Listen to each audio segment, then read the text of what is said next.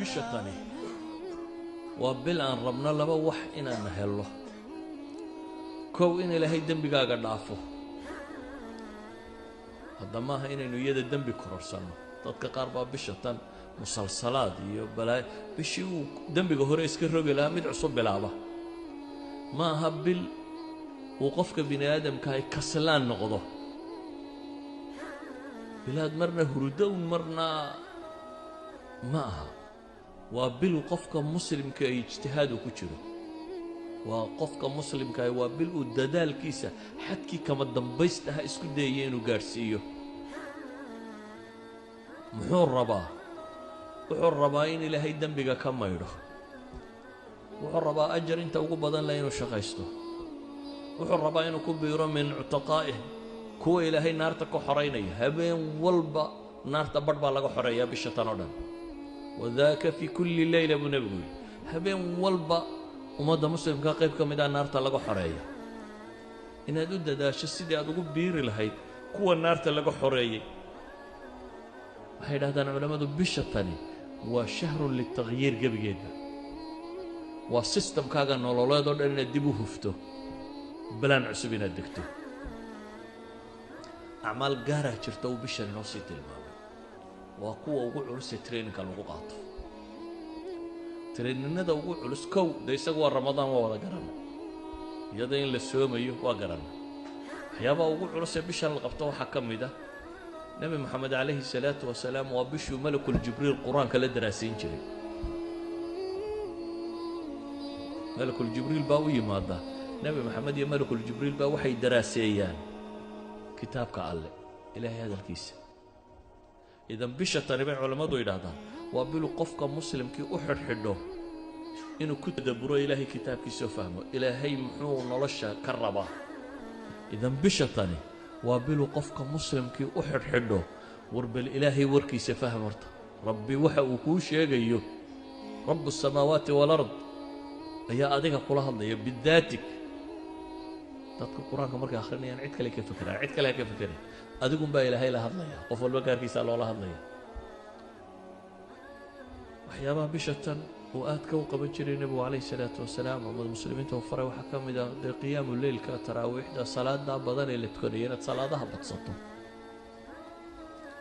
waxyaabaha la isfaray waxaa ka mid ah bishatan aadka loogu dadaalayo oo nebigu samayn jiray atasaduq sadaqaadka inaynu inagu wax cunnaa baynu badinay inaynu dadka wax cunsiino sidaa awgeed ayuu saxaabigii muxuu lahaa nebigu wuxuu ahaa mid deeq badan dee asliyan baa nebiga caadadiisa waxayd weligii wax la weydiiyey maya ma odhan aduu bal qiyaas qof wax la weydiiyey aan maya odhanin haddana isagoo sidaas noloshiisu ahayd ayaa la yidhi haddana ramadaan wa kaana ajwad mima yakuun wuxuu ahaan jiray fii ramadaan bisha ramadaan wuu ka deeq badnaa bilaha kaloo dhan baa la yidhahdaa intuu bishaa bixiyo way ka gedisnay waxbixintiisu ka riixil mursala bay ahayd buu xadiidku tilmaamaya sidii dabayl dhabanaysa dabayl babanaysa ama dhabanaysa ayuu la mid ah yacni nebigu calayhi salaatu wasalaam gacantiisu way furray bishatani waa bil markaa dadka muslimiinta ee takaaful alijtimaaci isu naxariistaan foqorada wax la siiyo masaakiinta wax la siiyo qaraabada la xidhiidhiyo tolka la xidhiidhiyo cid walba wax la siiyo waxyaabuu nebigu bishan samayn jiray waxaa ka mid ah iyadoo cibaadadiisu ay saa u badanto haddana bisha qayb ka mid ah dunidaba ka sii go'i jiray marka horeba bisha cibaadadaa lagu jiray haddana qayb kaloo bishan ka mida buu ictikaaf wax la yidhaahda samayn jiray the last days baad ku jirtaa tobankaa maalmood ugu dambeeyana nebigu calayhi salaatu wasalaam wuu ictikaafi jiray marka ictikaafku macnaheedu waa maxay xaaraan iyo baabkaa ka kaalaya mubaaxaadkii iyo xalaashii buu ka tegayay xataa xalaal ajar looga qorayuu ka tegayo oo ajar ka weyn uu raadinayay nebigu calayhi salaatu wasalaam wuxuu inoo tilmaamay ninku gabadhiisa markuu u tago hadduu xalaal ugu tago ajar baa loo qoraa siduu xadiidka nebigu sheegaya laakiin tobankan maalmooda dambe maca dumarka waa laga fogaanaya walaa tubaashiruuhunna waantum caakifuuna fi lmasaajid baa ilaahay haweenkana ha la dhaqmina idinkoo ictikaafsan baa layidhi idan tobankan maalmood calaa'iqu dunya kullaha buu jaraya wuxuu u fasax qaadanayaa inuu umuurta aakhiro oo qura bisha ka shaqeeyo tobankan maalmood umuurta aakhiro oo qura uu ka shaqeeyo waxyaabaha bishan ku badnaa nabiga calayhi salaatu wasalaam waxaa ka mid ah ducaa ilaahay baryadiisa